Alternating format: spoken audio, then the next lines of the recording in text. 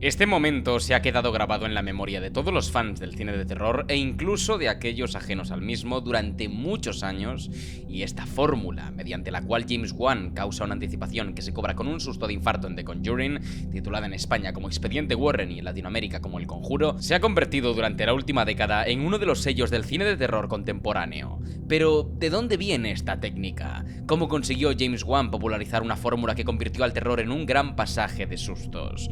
Hoy vamos a hablar de lo que yo me he tomado la licencia de bautizar como el terror de atracciones, un subgénero dentro del terror paranormal y psicológico que ha ido convirtiendo a todas las películas dentro de este marco en experiencias que te requieren llevar contigo al cine un marcapasos. Pero antes de entrar en este terrorífico análisis, os quiero contar una cosa. ¿Sabes cuando estás viendo una película de terror y suena un sonido extremadamente saturado que te hace saltar del asiento y segundos después te das cuenta de que lo que había en pantalla era Nicolas Cage con kilos de maquillaje? ¿Estás harto de que las películas de terror utilicen siempre las mismas herramientas para asustarte? Pues con el patrocinador de hoy os traigo el método definitivo para volver a vivir el terror como debe hacerse. Con Nextory podréis acceder a cientos de miles de obras literarias en diversos formatos y el género de terror a través del audiolibro es especialmente escalofriante. Basta de screamers baratos, caras del diablo hechas con Windows Movie Maker y música a todo trapo. Porque esta plataforma me ha dado un código con el que podréis tener acceso a la página sin límites de ningún tipo durante 6 semanas. Gratis, compadres, gratis. Ahora que se acerca el mes del terror, daos una vuelta por la plataforma escuchando las historias más inquietantes de Edgar Allan Poe, la sórdida sordidez de la It de Stephen King y las descripciones más indescriptibles de Lovecraft. Todo combinado en una atmósfera que no te hará saltar de tu asiento como una montaña rusa, sino que te acechará en las oscuridades más recónditas de tus sentidos. Si accedéis al enlace que os he dejado en la descripción y en el comentario fijado, accederéis a mi landing page en Nextory y podréis obtener esta terrorífica ofertaza de 6 semanas gratis con cancelación gratuita en cualquier momento. Vive el terror desde el horror. Pertúrbate como debe ser. Muchas gracias a Nextory por patrocinar este vídeo. Ahora sí, nos adentraremos en el análisis de una de las escenas de terror más célebres de este siglo y el máximo exponente del terror de atracciones de James Wan, el escondite en The Conjuring. Sean todos bienvenidos a Escenas Legendarias.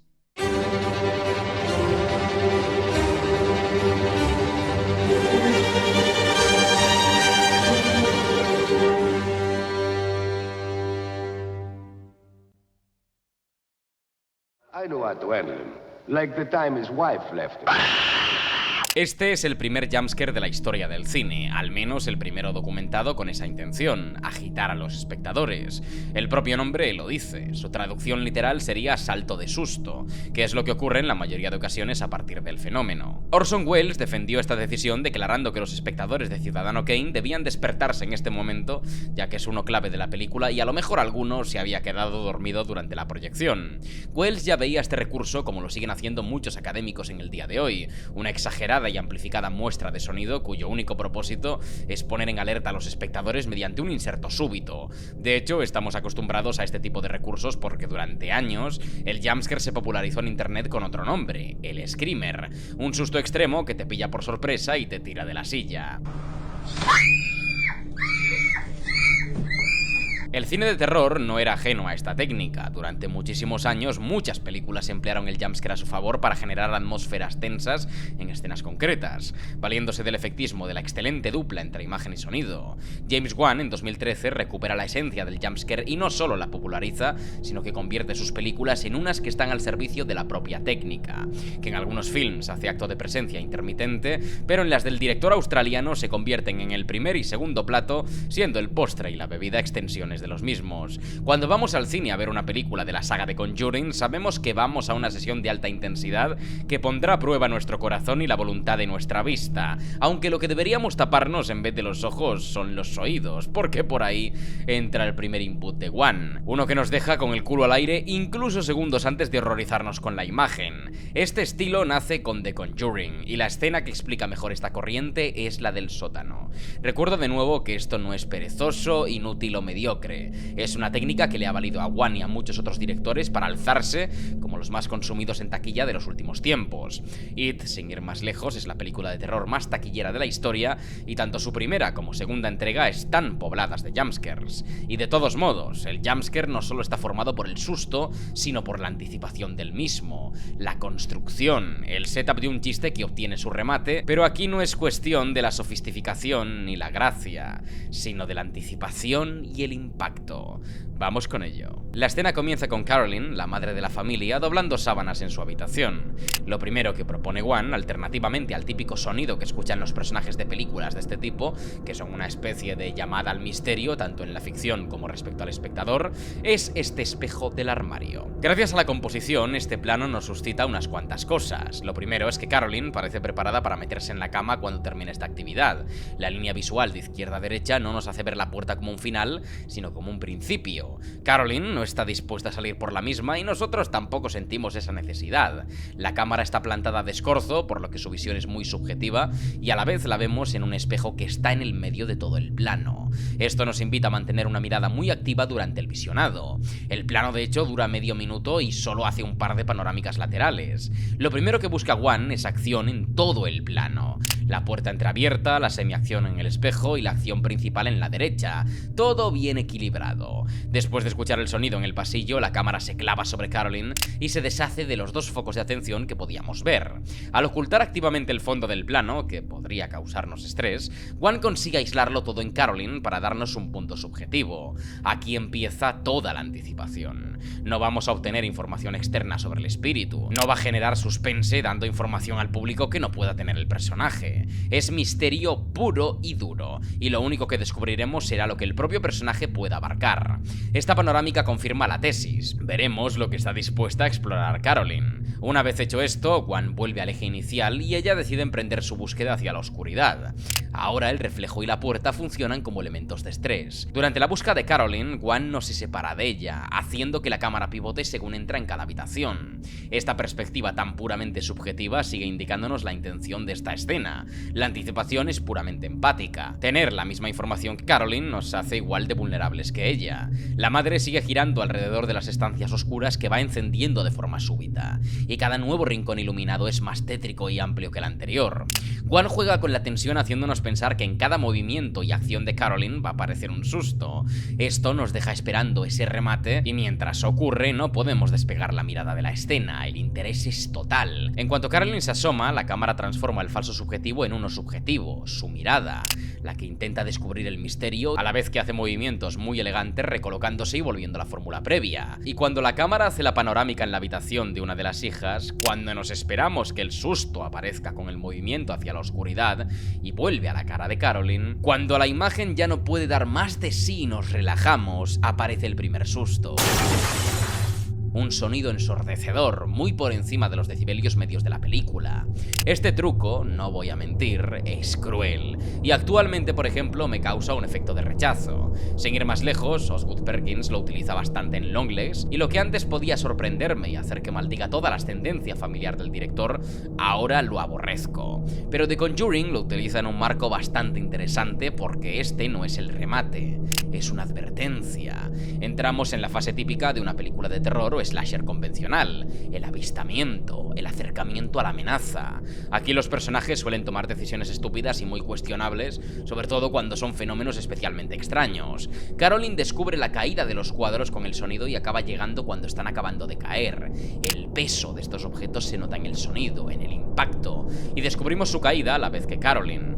Nos hemos asustado, pero no es el remate. No nos relajamos, estamos totalmente alerta y preparados para el gran susto. Aquí Wan, muy inteligentemente, reduce el ritmo de la escena y empieza a reescribir la tensión. La cámara ya no le pertenece a Carolyn y Wan enfoca a este personaje desde una altura diferente, un eje opuesto y, más importante, desde el espacio de la amenaza. La angulación es holandesa, con una ligera inclinación que nos genera inestabilidad y tensión en nuestra relación con la imagen. Hay una música sonando ligeramente desde el susto que poco a poco se va atenuando a medida que ella baja por las escaleras. Aquí, Wan vuelve a utilizar el background y el eje opuesto al sujeto presente en el plano para seguir alimentando nuestra anticipación. La oscuridad en el fondo del pasillo no invita a nadie a explorarlo, pero que no esté iluminado nos genera una mayor incomodidad. Nuestro primer impulso, como el el de Carolyn, es encender todas las luces de la casa, apagar el miedo contra lo desconocido haciendo que la luz lo revele.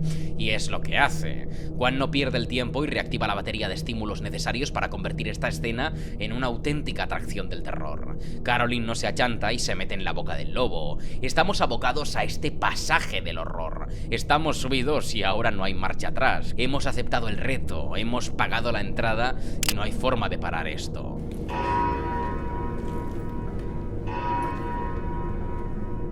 El reloj nos indica esa sensación de pugna contra el tiempo, esa temporalidad que no podemos rehuir. El hecho de que Juan clave la cámara en un eje lateral con Carolyn antes de entrar a las habitaciones es escalofriante porque nos da la sensación de que si vemos algo, será antes de que lo haga ella. Esta es un arma de doble filo porque podría parecer más poderoso que el descubrimiento de un susto lo hiciéramos a través de Carolyn, aumentando la inmersión y la empatía en escena. Pero ver algo antes que la protagonista retrasa el susto, lo pone en espera en el plano sensible y estalla en el inteligible. Puro suspense.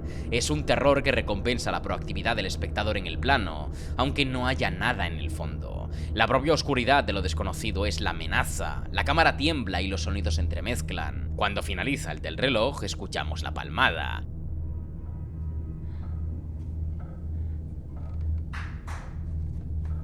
Es estímulo tras estímulo, como los raíles de las montañas rusas, los sonidos de las ferias. La forma en la que finaliza este maravilloso plano es prueba de ello. Carolyn vuelve al pasillo, en el que vemos que todas las puertas a su derecha están cerradas. La protagonista sigue los sonidos y su intuición, y la cámara capta cada una de esas intuiciones. Primero deja de seguirla hacia el fondo y la encuadra asomándose a cada nueva estancia que examina. Y mientras lo hace, la cámara no para de examinar lo que hay a su alrededor. Esta danza de la cámara, pivotando sobre la protagonista mientras ella también da vueltas, en un sentido diferente, sintetiza con muy poco el síndrome de persecución. Carolyn se siente incómoda y con pies de plomo en todo momento. No es la actitud de un depredador, sino de la presa. Y el movimiento remata con ella observando la puerta, ahora abierta, del sótano. Todo ha ocurrido a sus espaldas, mientras estábamos en escena con ella. El escalofrío aquí es lo mínimo. Y nos dirigimos a la tercera y última parte de la escena: la confrontación. Primero, Juan monta la supuesta perspectiva subjetiva del espíritu en contraposición a la de Carolyn, un plano estático desde las tinieblas de la entrada al sótano y el escorzo de la madre adentrándose en él. Y aquí hace una de mis asociaciones favoritas. Primero, muestra el subjetivo de Carolyn, en primera persona, asomándose a la oscuridad del sótano. Cuando esta invade todo el plano, Juan corta a la vez que Carolyn enciende la bombilla, y vemos un holandés desde el suelo del lugar, alejado de Carolyn, pero parece que observando. Con este montaje, Juan nos presenta a ambos sujetos de este conflicto: el fantasma y por tanto la amenaza, el depredador y a la vez lo desconocido, y Carolyn, la protagonista que está intentando resolver este conflicto. El uso de un plano holandés, además de la intencionalidad emocional que trata de dibujar a una madre en una posición vulnerable, desequilibrada y amenazada, también parece esconder un motivo semántico. Sabemos que la mujer que vivió en esta casa sacrificó a su hijo ante el demonio y luego se ahorcó. Esta angulación parece la de alguien colgado, mirando con la cabeza girada y caída. Es brutal todo lo que transmite este simple plano. La iluminación también es soberbia porque consigue generar un ambiente asfixiante, a pesar de la cantidad de aire que hay en la composición y el propio tamaño de plano, que es un general. Realmente lo consigue porque el negro, y por tanto la oscuridad, es un elemento que no genera una sensación de libertad o apertura, sino más bien una de perdición, de vacío. Carolyn y su luz son un pequeño marco ante toda la oscuridad y desgracia que esconde esta casa. Juan se desprovee de esta perspectiva en el momento que Carolyn enciende las luces y baja al sótano, ya que cuando no hay oscuridad, no hay sentido en mostrar un subjetivo del espíritu, ya que en el supuesto contraplano de Carolyn podemos ver qué hay en ese espacio. Ahora tenemos un falso subjetivo que descubre el sótano desde su mirada nerviosa y a punto de entrar en pánico. El elemento de tensión en este momento es la bombilla moviéndose junto al sonido. Hay alguien aquí dentro, lo escuchamos, lo intuimos y, más importante, lo sentimos. Y entonces llega el primer susto. La puerta se cierra, Carolyn cae por las escaleras y ha sido literalmente precipitada a la confrontación. No podemos escapar de este susto por mucho que queramos. Estamos completamente atrapados y vamos a ser la merienda de este fantasma. Ahora volvemos a tener el plano de antes, pero Caroline ya no se encuentra aislada en la cima del plano, sino en el fondo y cada vez más empequeñecida. Está totalmente prisionera. Es como si hubiera caído en la trampa de un cazador.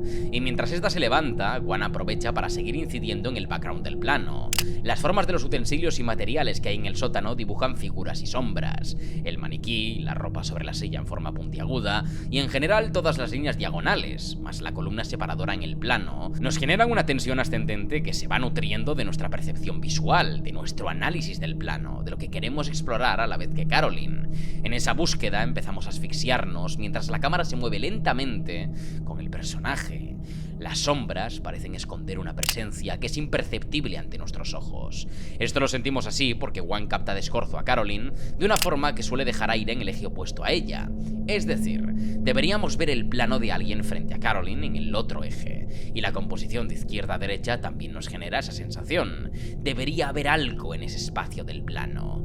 Gwan nos hace mirar ahí a propósito, nos anima a indagar, y en medio de esa indagación... Yo me piro de aquí y quemo la casa. La pelota no es simplemente impulsada desde las sombras, sino desde el lugar donde puede ocultarse una presencia. El lugar que por elementos presentes en el plano podría ocultar a una figura, específicamente la de un niño, uno que juega con nosotros y busca perturbarnos en este juego del escondite, donde una de las dos partes no ha aceptado jugar. Me gusta esa idea del espíritu, ya que encaja con la del hijo sacrificado por la propietaria de la casa, encerrado en este sótano para por siempre jugar con las personas que quieran servir a su entretenimiento sórdido y profano. Cuando la pelota cae, parece intensificarse y generar un clímax, y Caroline pretende escapar de él. Pero la bombilla estalla, como si la propia escena estuviera determinando su culminación, tanto visual como sonoramente. Pero este no era el clímax, este no era el susto. Después de tanta anticipación y tensión, este no puede ser el final de la escena, porque el fantasma quiere llevar a Caroline hasta el extremo. La música y los gritos de la mujer finalizan cuando las risas infantiles suenan en la sala.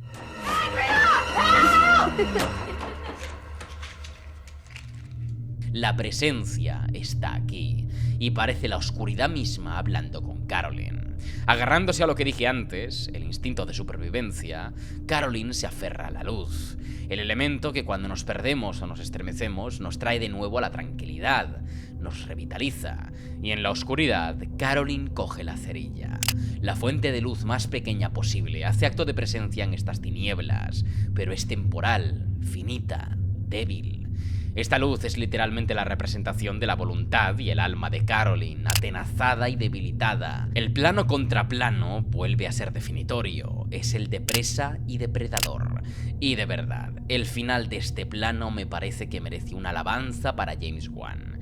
He hablado de los jumpscares y los sonidos fuertes, pero esta escena tiene un gran trabajo de cámara. No es una dirección ramplona y poco creativa. Todo lo que ocurre, todos los estímulos, construyen este terror de atracciones. Habitualmente las atracciones más célebres del mundo son las más extremas, no las más rápidas, las más grandes o las que tienen más giros, sino las que reúnen todos los elementos posibles para hacer todo el trayecto placentero y desafiante. He utilizado el término terror de atracciones en referencia a la disección y estudio que hizo Sergei Eisenstein sobre el montaje en su ensayo Montaje de atracciones. En esta obra tan importante para el estudio y posterior investigación académica acerca del cine, el maestro soviético disertaba cuáles eran los tipos de montaje más empleados y cuál era la virtud de cada uno. Eisenstein lo tituló de atracciones porque quería expresar el montaje como un mecanismo que cause reacciones psicológicas y sensoriales en el espectador mediante sus distintas aplicaciones: el métrico, el tonal, el armónico, el intelectual, el rítmico. Podría hacerse un vídeo solo acerca de esto. El terror de James Wan se caracteriza por una cantidad de técnicas no muy complejas o sesudas, pero colocadas de tal forma que sus escenas de terror son lo más completas posibles en tanto cuantos estímulos contengan. Este es el terror de atracciones. Se vale de sonidos, uso de los diferentes términos según profundidad en el plano, iluminación, acción tangible e intangible. Su terror no se basa únicamente en un personaje de adentrándose al misterio, sino en un pasajero que se sube a un pasaje del horror y que tiene un final y un desarrollo ineludibles. Toda esta escena sintetiza eso, y a través de diferentes herramientas. Al principio juega con la composición en un plano estático, para empezar a generarnos tensión con los movimientos, luego empiezan los sonidos y estímulos visuales, para terminar con el uso de la iluminación y los elementos presentes en el plano, con una intención asfixiante y muy acuciante. Es una atracción llena de giros, efectismo y mucha acción. Uno puede decir lo que quiera de esta base, pero es innegable que engancha a cualquier espectador hasta el final de la escena, y eso es lo que ha hecho a The Conjuring como saga la más exitosa y taquillera de la historia del cine de terror. Este pasaje mutable y en ocasiones impredecible termina su sensacional y última curva con otro vacila al espectador. Cuando Caroline enciende la cerilla y se queda mirando a la oscuridad, como si sostuviera su última arma ante la amenaza, creemos que la crisis, la acción que causará la reacción, vendrá del fondo del sótano, de esa oscuridad que vemos engullirnos desde la espalda de Caroline. De ahí tiene que venir el susto, pero la cerilla se apaga y cuando ella vuelve a encenderla, la amenaza parece aún más cerca, por su plano subjetivo y la voz infantil. Y en esta confrontación, cuando volvemos a su plano y nos esperamos más tensión, pasa esto. No sé si alguna película de Wan ha podido causar un infarto a lo largo de su carrera, pero este final es una buena prueba para una denuncia. Después de sostener la perspectiva de Caroline durante toda la escena como un eje fiable y desde el que descubríamos cosas horrorosas, ahora, para causar un mayor impacto y susto final, Wan inserta el clímax, el estímulo final, en el plano que menos esperaríamos, desde la espalda de Caroline, revelándonos que, efectivamente, este plano que vemos justo antes es el subjetivo del fantasma en el hombro de la mujer. La palmada suena fuerte, casi como la escucharía la propia Caroline al lado de su oído, y nosotros saltamos de nuestro asiento maldiciendo toda la estirpe del bueno de Wan. Todo este susto y clímax rematan con la puerta del sótano siendo aporreada, mientras en un plano holandés la cámara se recoloca lentamente en su angulación normal en el pasillo, como si Caroline estuviera siendo retorcida y estirada dentro del lugar hasta dejarla tiesa, que es como se queda en último lugar el plano, abandonando a la pobre madre. Una escena que dictó cómo debía hacerse el terror comercial durante la última década.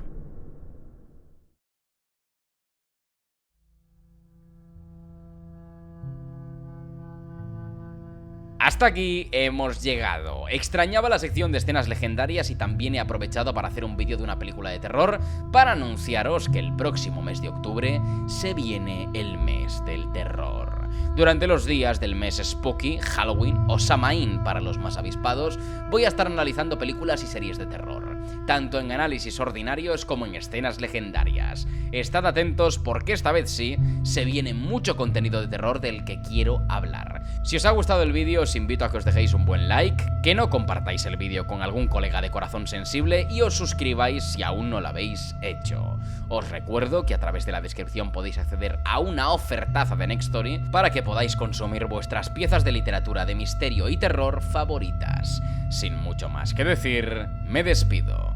Un saludo e id en paz.